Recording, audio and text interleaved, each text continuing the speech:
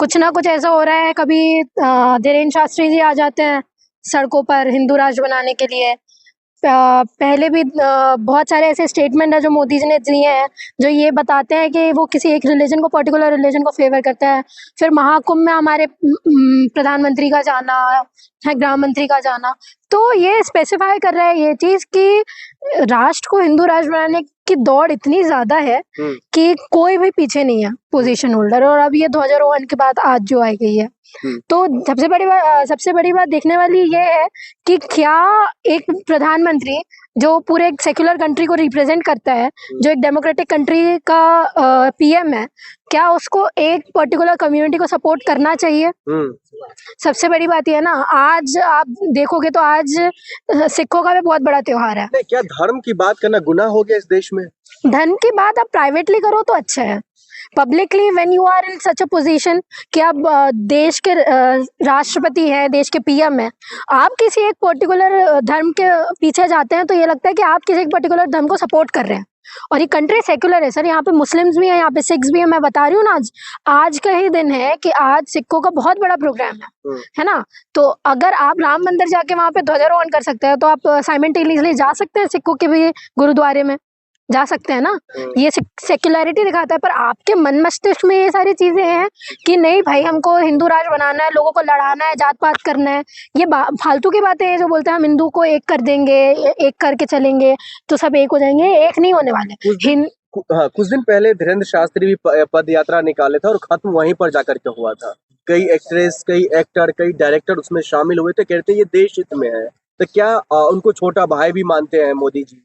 देखिए सर, सबसे बड़ी बात यह है कि कमाल की बात यह है कि जब हमारे देश के प्रधानमंत्री मनमोहन सिंह होते हैं, है ना, प्रेसिडेंट अब्दुल कलाम होते हैं, तब हिंदू खतरे में नहीं होता। ठीक है, आज जब सारे पोजीशन होल्डर हिंदू हैं, ठीक है, पीएम भी हिंदू, प्रेसिडेंट भी हिंदू, सब आपके गृह मंत्री भी हिंदू, सब कोई तो हिंदू ही है, तो फिर हिंदू खतरे में कैसे है?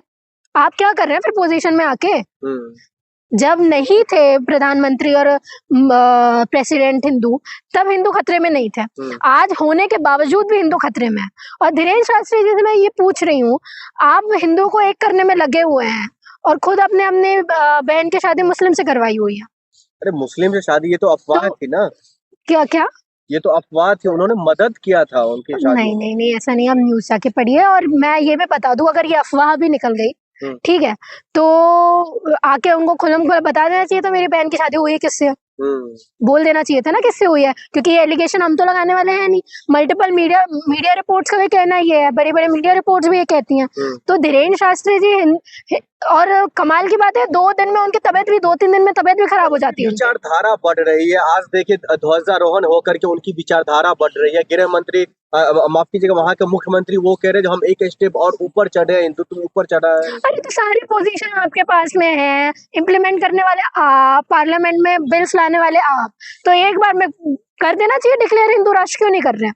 किस चीज की कमी है आपके पास में? की बात वहाँ से नहीं हुई है, वहाँ पर सनातन की बात हुई है। हाँ, तो सनातन तो बना देना चाहिए ना। जब धीरेन्द्र शास्त्री जी ने भी बोला था ना हिंदू राष्ट्र बनने के लिए निकला, और किसी भी पीएम, गृह मंत्री ने, किसी ने भी कोई भी स्टेटमेंट नहीं दिया उसके अगेंस्ट में, इसका मतलब इनडायरेक्टली आप फॉलो कर रहे हो। अगर रेदर देन हिंदू वहाँ पे मुस्लिम्स होते हैं, मुस्लिम ऐसी कोई रैली निकालते, बोलते हैं हमको मुस्लिम राष्ट्र चाहिए, तो क्या आप इसका अगेंस्ट नहीं करते? क्या सिख जो बोलते हैं कि हमको खालिस्तानी राष्ट्र चाहिए इंडिया, तो क्या आप उसका अगेंस्ट में नहीं बोल सकते? पर हिंदुओं की बात है इसलिए वो बोल नहीं रहे, क्योंकि इनका वोट बैंक है, वो ये अपना वोट बैंक बढ़ाना चाहते हैं। और ये आपके मन मस्तिष्क में बैठना चाहते हैं कि अपने जो देश के यूथ है वो इन सब चीजों में जकड़ा रहे, हिंदुओं के टेम्पल्स में जकड़ा रहे, ठीक है, उसके नीचे मंदिर है, इसके नीचे मंदिर है, यही सब करता रहे, और हमारा यूथ यही कर रहा है। मोहन भागवत कह रहे हैं हम एक सीढ़ी ऊपर चढ़े हैं, हमारा जो सनातन है वो मजबूत हुआ है, और इस ध्वजारोहण से पूरे देश भर में एक संदेश गया, सनातन ही है जो देश को और जो है सनातन को आगे बढ़ा पाएंगे। सनातन पहले तो है क्या, पहले ये मुझे बता दें। सनातन अभी कर रहे हैं ये लोग, उसके पहले हिंदू कर रहे थे, उसके पहले ब्राह्मण कर रहे थे। सर मैं हिस्ट्री के स्टूडेंट हूँ, आपको बता दूं, पहले ना वैदिक पीरियड चल रहा था, उस वक्त ब्राह्मण होते थे। उसके बाद में ये लोग ये सारी चीजें लाए कि हम हिंदू हैं, हम सनातन हैं। हम ये सनातन मतलब बहुत पुराना जो चलता आ रहा हो, है ना, सनातन का मतलब ये होता है। इनके धर्म ग्रंथों का जो बुनियाद है ना 1 BC के बाद ही सुनने को मिलती है, 1 सेंचुरी के बाद में। इनके उसके पहले तो इनके ना कोई डॉक्यूमेंट्स हैं ना कुछ है, सारे मिथ्स हैं, है ना। इनके हम लोगों को कोई रिटन एविडेंस भी नहीं मिलते हैं 1 BC के बाद में, जब पेपर में लिखना शुरू होता है तब मिलते हैं। 2000 साल पहले 3000 साल पहले ये युद्ध हुए, उन्होंने बता दिया। तो ये सब मुंह बोली बातें हैं। अब साइंटिफिक चीजों की तरफ आप बढ़ोगे ना तो ये साइंटिफिक टेम्परामेंट के ऊपर खड़े नहीं उतरते हैं, ये प्रूफ्स के ऊपर खड़े नहीं उतरते हैं। तो फिर ये मिथ्स में जाते हैं, ये बोलते हैं कि हमारा प्रैक्टिस रही है हमेशा से। ये लोग हैं, इनके सामने आप साइंटिफिक बात करोगे तो टिक नहीं आज के ध्वजारोहण को मोहन भागवत कह रहे हैं ये हमारा संघर्षों का जीत है। कौन से संघर्ष? हमने जो पिछले 500 वर्षों से जो संघर्ष हमने लड़ा था और 2000 के बाद हमने जो संघर्ष अपने उच्च स्तर पर किया, ये उसका जीत है। संघर्ष कौन सा संघर्ष? वही तो मैं आपसे पूछ रही हूँ। 2000 साल से रूल करने वाले आप, ठीक है, सबसे जाति में सबसे उच्च आप, ठीक है, सब दूसरे लोगों को सप्रेस करने वाले आप रहे। और बात कर रहे हो अगर मुस्लिम राष्ट्र की, औरंगजेब बता रही हूँ ना, जब मुस्लिम एम्परर जब यहाँ पे रूल कर रहे थे तो आप कहते हो कि औरंगजेब ने बहुत सारे मंदिर तोड़वा दिए, शाहजहां ने ये करवा दिया, अकबर ने ये करवा दिया। तो उनके मंत्री देखो ना कौन है। अकबर के टाइम में मान सिंह उनके सिपाही रहे हैं, टोडरमल उनके फाइनेंस मिनिस्टर रहे हैं, है ना। कितने बीरबल उनके उन्हीं के 9 रत्नों में से एक रहे हैं। तो ये सारे फिर कौन है? जब महाराणा प्रताप उनके अगेंस्ट में लड़ रहे थे, अकबर के अगेंस्ट में, तो मान सिंह थे जो युद्ध लड़ रहे थे अकबर की तरफ से।